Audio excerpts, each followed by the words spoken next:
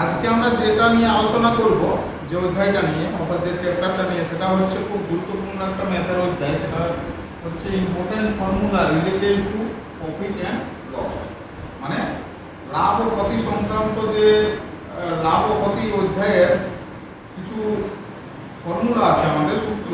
তো সেই সূত্রগুলো কিভাবে হচ্ছে সেটা, সেই বিষয়টাকেও আজ ভালোভাবে বুঝবো এবং সেগুলোর কিছু অঙ্ক এক্সাম্পল নিয়েও আমরা দেখবো। প্রথমে আমরা সূত্রগুলোকে বুঝবো এবং প্রফিট লস যে অঙ্কগুলো আমরা করবো সেটা আমরা কিভাবে করবো, আমাদের হচ্ছে কনসেপ্টটাই হচ্ছে পাওয়ার।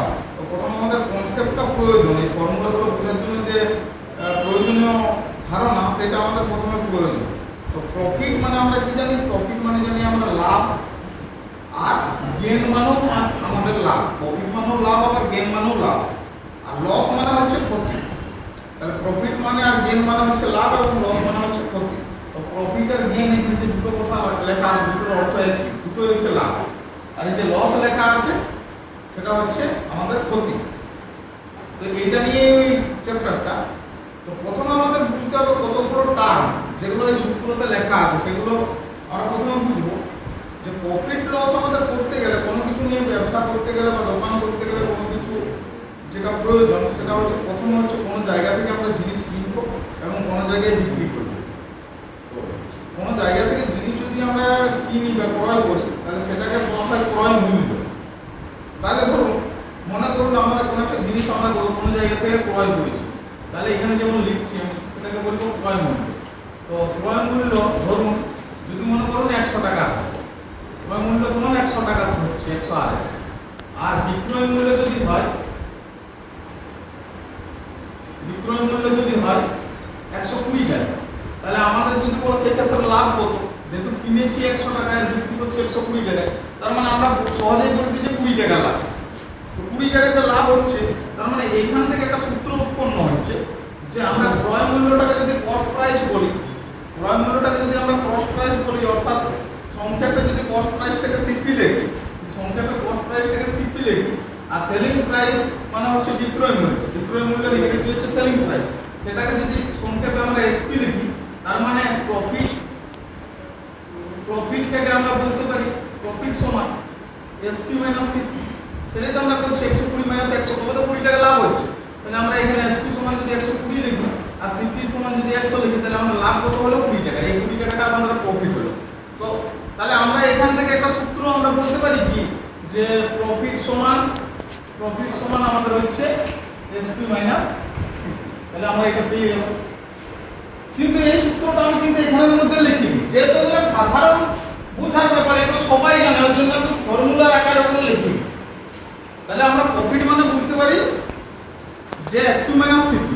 অপরপক্ষে যদি বলি, যদি কোনো ক্ষেত্রে লস হয়, মনে করো যে ওই অঙ্কটার ক্ষেত্রে যদি আমি বলতাম যে ক্রয় মূল্যটা হচ্ছে ধরো 120 টাকা, আবার বিক্রয় মূল্যটা হচ্ছে 100 টাকা, তাহলে তো সেই ক্ষেত্রে আমাদের ক্ষতি বা লস হবে।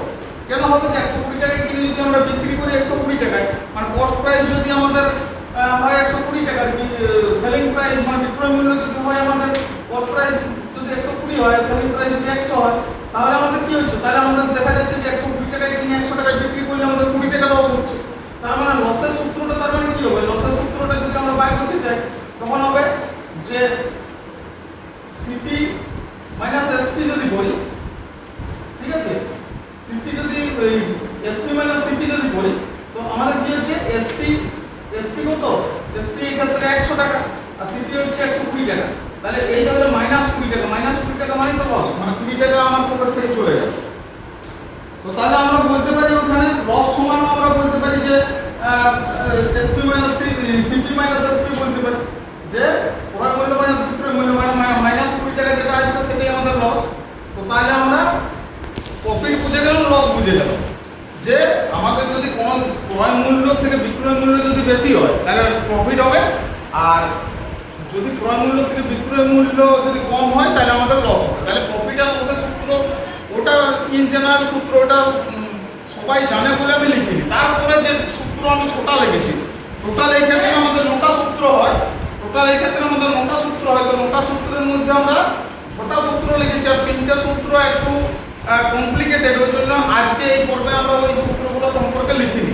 ওটা অন্য পরবর্তী ভিডিওতে দেবো।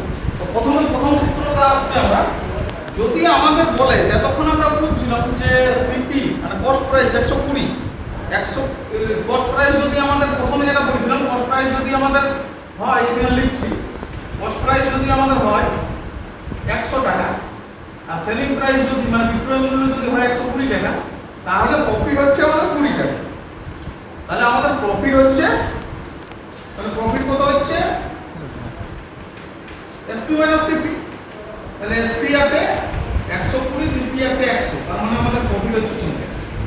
এই যে হলো প্রফিট 20 টাকা, এটা জানলাম, কিন্তু প্রফিটে যদি প্রফিট বা গেইন পার্সেন্টেজ বের করতে বলে যে কত শতাংশ আমাদের লাভ হয়েছে, তখন আমরা কি করব? তখন এই প্রফিট কত হয়েছে, দেখো এখানে profit by cost price into 100%, তাহলে প্রফিট কত হয়েছে এই অঙ্কটা যদি ধরি তাহলে 20 টাকা হয়েছে। আর কস্ট প্রাইস কত ছিল, কত জিনিস ছিল 100 টাকা ইনটু 100% হলো, তাহলে কত হচ্ছে এখানে 100 কেটে গেল, তাহলে 20%।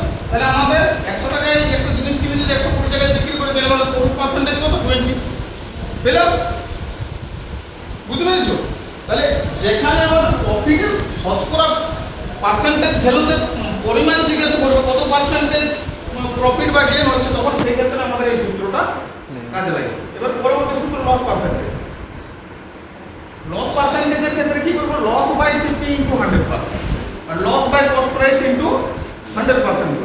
তাহলে আমাদের প্রফিট বা লস পার্সেন্টেজের সূত্রটা আশা করি বোঝা গেছে, কারণ আমরা প্রফিট বা লস তো অনায়াসে বার করতে পারি যে কত টাকায় কিনেছি এবং কত টাকায় বিক্রি করছি সেই জায়গা থেকে।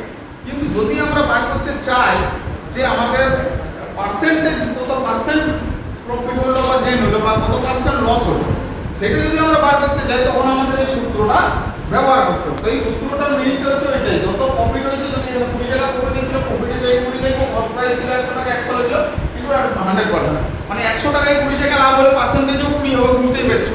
তাহলে এটা হলো লসের ক্ষেত্রেও তেমনি করবে। এইবার আমাদের যেটা এই চারটা সূত্র যে আছে এখান থেকে বেশি অঙ্ক, এই চারটা সূত্র কিসের?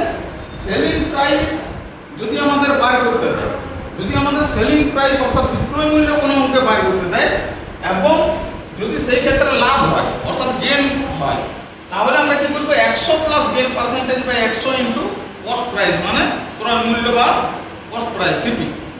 আর যদি সেলিং প্রাইস আমাদের বার করতে দেয় সেক্ষেত্রে যদি লস হয় তাহলে 100 minus loss by 100 into CP করব অর্থাৎ কস্ট প্রাইস।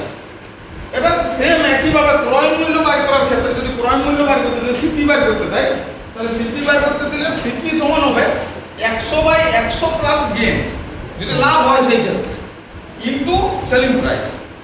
আর যদি সিপি বার করতে দেয় সেক্ষেত্রে লস হয় তাহলে 100 by 100 minus loss percentage into selling price. এই ছটা সূত্র আমরা ব্যবহার করব প্রফিট লসের প্রায় সবসময় যে কোনো অঙ্ক করতে গেলে এই ছটা সূত্রের সব থেকে বেশি প্রয়োজন। তাহলে এটা স্ক্রিনশট নিয়ে নাও অথবা খাতায় নোট ডাউন করে নাও, তারপর আমি অঙ্কতে ফেরত আসছি।